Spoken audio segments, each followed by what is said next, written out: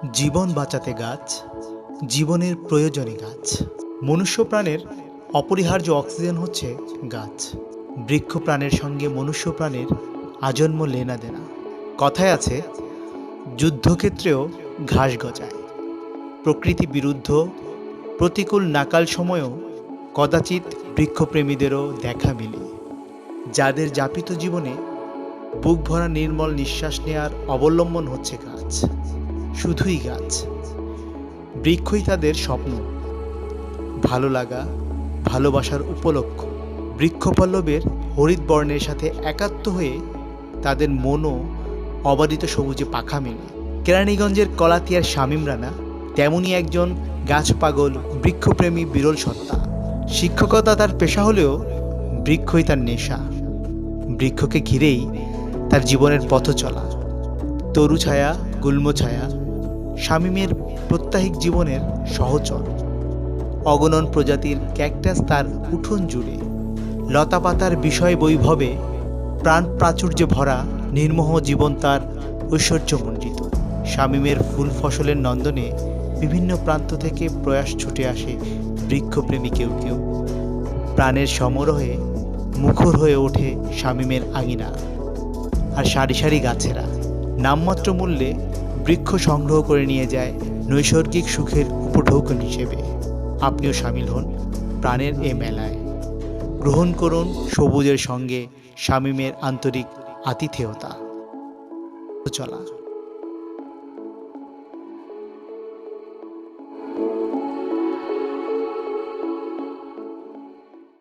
ছোট হয়ে আসছে পৃথিবী, ছোট হয়ে আসছে আমাদের মনোজগৎ। আমরা ক্রমশ প্রকৃতি থেকে, সবুজায়ন, বনায়ন থেকে ক্রমশ দূরে সরে যাচ্ছি। আমাদের দৃষ্টিসীমা এখন আর প্রসারিত হয় না। চারিধারে বিল্ডিং, বড় বড় আকাশছোঁয়া ইমারত, এগুলোই শুধু দৃষ্টিতে ভাসে, দৃষ্টিনন্দন হিসাবে মেনে নিতে হয়। কিন্তু আমাদের যে প্রাণবায়ু, যা জীবন রক্ষা করে, সেই বৃক্ষ নিধনে আমরা তৎপর। দিনের পর দিন অসংখ্য গাছ আমরা কর্তন করছি। 1 ইঞ্চি জমির মূল্য এখন অনেক বেশি আমাদের কাছে। সব কিছুতেই বাণিজ্যিক মনোভাব আমাদের। এমত অবস্থায়, এমন সংকটপূর্ণ অবস্থায় আমরা কদাচিৎ এমন কিছু বৃক্ষপ্রেমী মানুষের সন্ধান পাই, তখন সত্যি ভাবতে খুব ভালো লাগে যে এখনো মানুষ আছে, প্রকৃতিকে ভালোবাসে, প্রকৃতির কাছ থেকে অনেক কিছু নিতে চায়, প্রকৃতিকে অনেক কিছু দিতে জানে। সেরকম একজন মানুষ আমাদের সকলের অত্যন্ত কাছের মানুষ, প্রিয়জন শামীম রানা। আমরা এসেছি তার কলাতিয়ার বাড়িতে। কলাতিয়া কেরানীগঞ্জের এমন একটি স্থান যার বিশাল একটা ঐতিহ্য রয়েছে, বিশাল শিক্ষা সংস্কৃতিতে। আজকের কথা না, অনেক আগে থেকে, ব্রিটিশের সময় থেকে এরা বেশ অগ্রসর। তো কলাতিয়া অঞ্চলেরই শামীম রানা সর্বজন প্রিয় একজন ব্যক্তিত্ব। তার গাছের ভুবনে, গাছের জগতে আমরা আজকে আপনাদের নিয়ে এসেছি। তার সঙ্গে পরিচিত হব, তার বৃক্ষ সম্পর্কে পরিচিত হব। আপনাকে স্বাগত জানাই আমাদের এই অনুষ্ঠানে। কেমন আছেন আপনি? জি আলহামদুলিল্লাহ, ধন্যবাদ কষ্ট করে আসার জন্য। শুরুতেই আপনার কাছে জিজ্ঞাসা আমাদের যে আপনি নিশ্চয়ই অনেকটা শখের বশবর্তী হয়ে এই আপনার যে বিশাল ভুবন, গাছের যে ভুবন, এই ভুবন শুরু করেছিলেন আপনি। তো ভাবনাটা যদি একটু আমাদের দর্শক শ্রোতাদের উদ্দেশ্যে শেয়ার করেন যে কিভাবে শুরু হলো, কিভাবে উদ্বুদ্ধ হলেন আপনি? জি অবশ্যই। উদ্বুদ্ধর বিষয়টা যদি আসে, প্রথমে আসে আমার বাবার কথা। উনি গভর্নমেন্ট অফিসার ছিলেন এগ্রিকালচার ডিপার্টমেন্টের। আমার মনে হয় অবচেতন মন সেখান থেকেই গ্রহণ করছে বৃক্ষের প্রতি অনুরাগ। বাবাকে দেখতাম বিভিন্ন সময় গাছের পরিচর্যা করতে। আমার ধারণা হয়তো ওই প্রভাবটা তখন হয়তো বুঝিনি।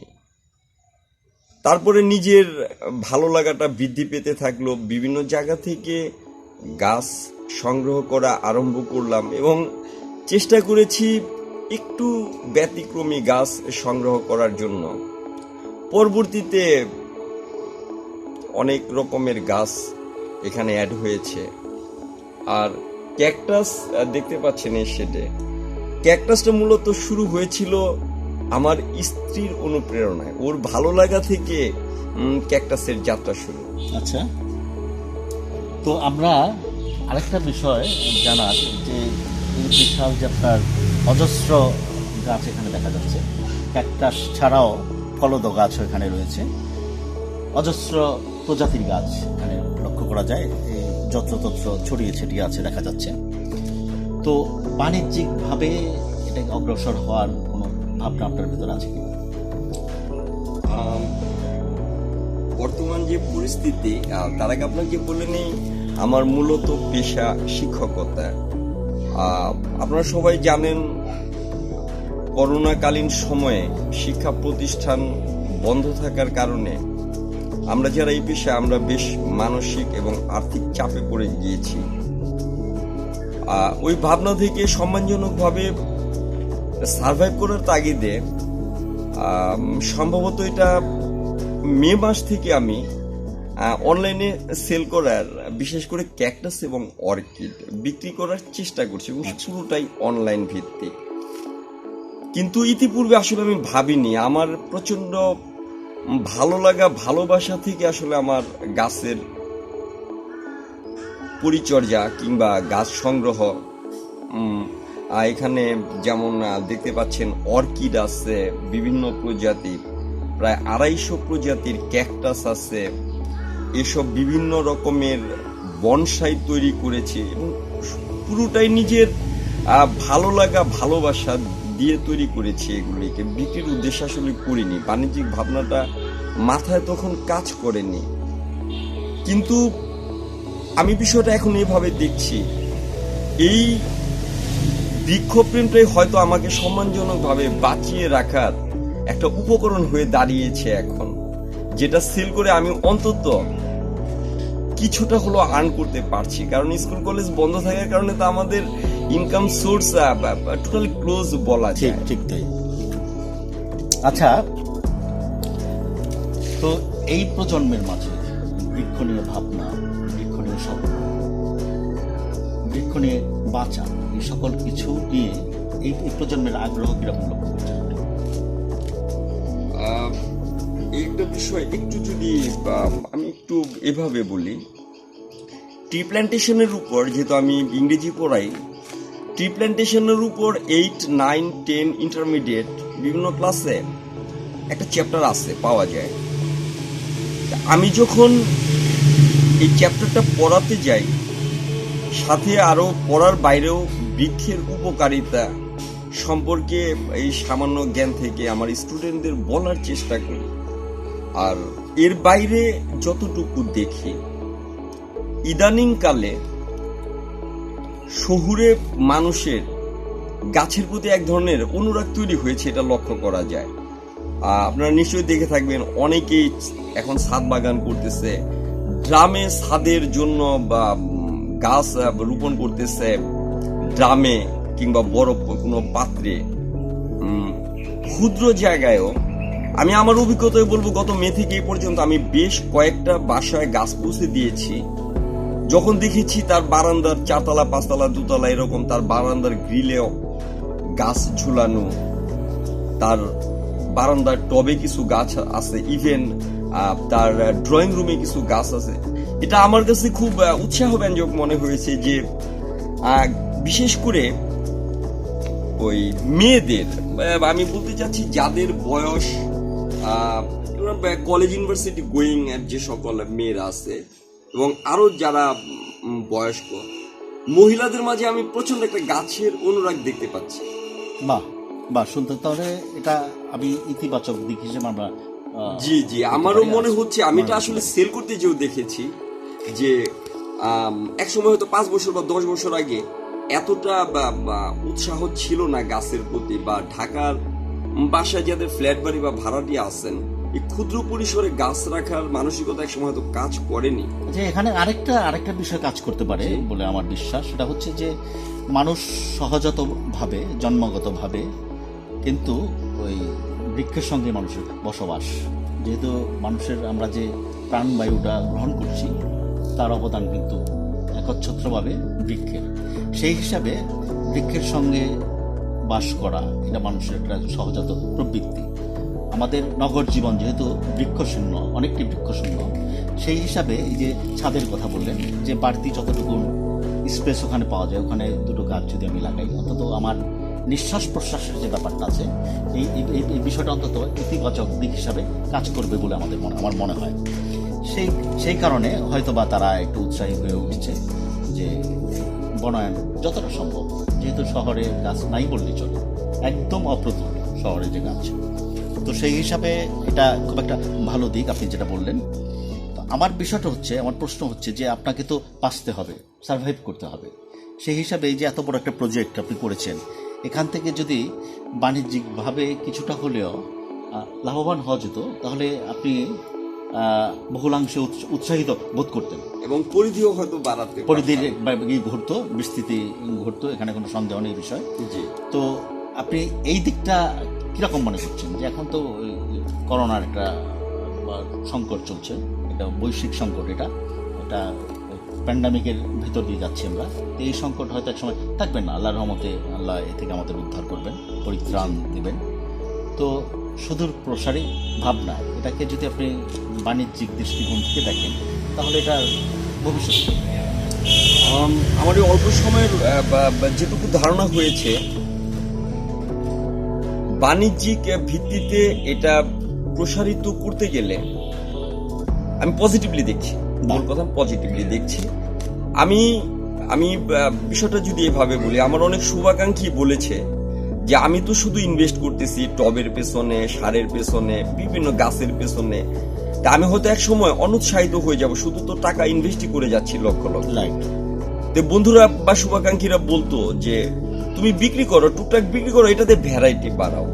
আমি তখন ভাবিনি যে, আপনাকে আমি এটা বলবো যে এখনো আমি যে গাছ বিক্রি করি, আমার এখনো মায়া হয় এক ধরনের, যে আমি কত যত্ন করে এগুলিকে লালন পালন করে বড় করেছি। বাণিজ্যিক যে বিষয়টা, আমার যেটা মনে হচ্ছে, নিজের শ্রম দিয়ে সততার সাথে নির্ভেজালভাবে একটা গাছকে গড়ে তোলা আর অপ্রয়োজনীয় ঔষধ দিয়ে দ্রুত বড় করা, বিশাল একটা পার্থক্য রয়েছে। আমি যেটা করি, আন্তরিকতার সাথে নিজের প্রচন্ড অনুরাগ মিশিয়ে সঠিক উপাদানে সঠিক পরিচর্যায় গাছগুলিকে বড় করার চেষ্টা করি। কাজে প্রথম আমার তো অনেক কষ্ট হয়েছে বিক্রি করতে, কিন্তু বাস্তবতাকে তো অস্বীকার করা যাবে না, জীবন জীবিকার তাগিদে করেছি। কিন্তু আমি এখন যেটা ভাবছি যে আমি এটাকে বাণিজ্যিক ভাবে নেব, যেহেতু এটার বাণিজ্যিক ভবিষ্যৎটা খুব চমৎকার। এবং আরো গুণীজনের কাছ থেকে আমি যতটুকু জানতে পেরেছি যে স্থান সংকুলনের অভাবে ক্যাকটাসের প্রতি অনুরাগ মানুষের আরো বাড়বে, ছোট জায়গায় অনেক বেশি ক্যাকটাস রাখতে পারবে, ক্ষুদ্র পরিসরে জায়গার ভিতরে অনেক গাছ, বিভিন্ন প্রজাতির। এগুলো শুনেও আরো উৎসাহ বোধ করছি, যে কারণে আপনি লক্ষ্য করবেন এখানে একটা পেঁপে গাছ আছে। আমার বাসায় পেঁপে গাছ থাকে শুধু পাখিকে খাওয়ানোর জন্য। হ্যাঁ, ফলদ গাছ দেখা যায়, দেশি সাগর কলা দেখা যাচ্ছে এখানে। নির্ভেজাল কলা একটু পাওয়ার উদ্দেশ্যে একটু চেষ্টা করা, ক্ষুদ্র পরিসরে বলা যায়। অঞ্চলটার কথা জিজ্ঞেস করলে জি, একটা পয়েন্টের, যেমন কলাতিয়া বাজার, এরকম যদি কেউ জিজ্ঞেস করে সহজেই আপনার। জি, বাজার এখান থেকে 5 মিনিটের দূরত্ব, খুব ইজিলি শহরের যে কোনো জায়গা থেকে বা কেরানীগঞ্জের যে কোনো প্রান্ত থেকে আসা সম্ভব, কারণ রাস্তাঘাটগুলো সহজেই যে কোনো রাস্তা দিয়ে চলে আসা যায়। আচ্ছা, আরেকটা বিষয় এখানে, যেমন ধরুন আপনার সঙ্গে গাছ কেনার ব্যাপারে যোগাযোগ করতে চায় এমন কিছু মানুষ, যেমন ঢাকার বাইরে থেকে অন্যান্য ডিস্ট্রিক্ট থেকে যোগাযোগ করতে পারে। তো সেক্ষেত্রে এখান থেকে পাঠানোর সহজ উপায় কি? এখানে কোনো যদি থেকে থাকে কুরিয়ার সার্ভিস বা এই টাইপের কিছু থেকে থাকে? জি, আপনি একটা ভালো কথা বলেছেন। আমাদের বৈশিষ্ট্য হলো ঢাকা সিটিতে ক্যাশ অন ডেলিভারি। যা ডেলিভারি দেওয়ার পর পে করে দেবে, এবং এখান থেকে মূলত ক্যাকটাস এবং অর্কিড এগুলো আসলে একটু বিশেষ যত্ন করে পাঠাতে হয়, ওই টিস্যু দিয়ে রোল করে পেঁচিয়ে, খুব যেন আঘাত না লাগে। কারণ একজন কাস্টমার যখন গাছ কিনবেন তার ভালো লাগা ভালোবাসা থেকে এটা যেন অক্ষতভাবে তার কাছে পৌঁছায় সেই চেষ্টা থাকে আমাদের। ঢাকার বাইরে পাঠাতে হলে সাধারণত এটা কুরিয়ার করা লাগে। কুরিয়ারটাও ঠিক একইভাবে যথেষ্ট যত্ন সহকারে টিস্যু পেঁচাতে হয় ক্যাকটাসগুলোতে। এরপর নিচে নরম কোনো ফোম জাতীয় কিছু দিয়ে একটা বক্সে ভরে সেটাকে আবার কস্টিপ দিয়ে আটকিয়ে এবং ভিতরে ক্যাকটাসগুলি যেন চুল পরিমাণ নড়াচড়া না করে এইভাবে সেট আপ করে তারপরে কুরিয়ারে দিই। আচ্ছা, যেন কুরিয়ার ভালোভাবে। এখন বিষয়টা হচ্ছে যে কুরিয়ার কি আপনার এখান থেকে সহজলভ্য? এখান থেকে এখানে কোনো অফিস বা ব্রাঞ্চ এরকম না, আছে কিনা? কলাতিয়া যেহেতু নেই, এটা আমাকে আটিবাজার যেতে হয়। ওখানে একই এলাকায় প্রায় আটিবাজার প্রায় থেকে একই সহজে এলাকায়। পাঠাতে জি, পারে। জি।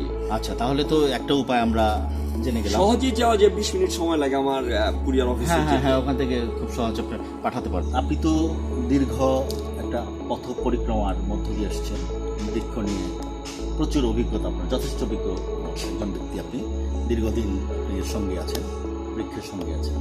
তো নতুন যদি কেউ শখের বশবর্তী হয়ে গাছ ক্রয় করতে চায় এবং গাছের বাগান করতে চায়, সে সমস্ত ক্রেতার ব্যাপারে আপনার পরামর্শ কি থাকবে?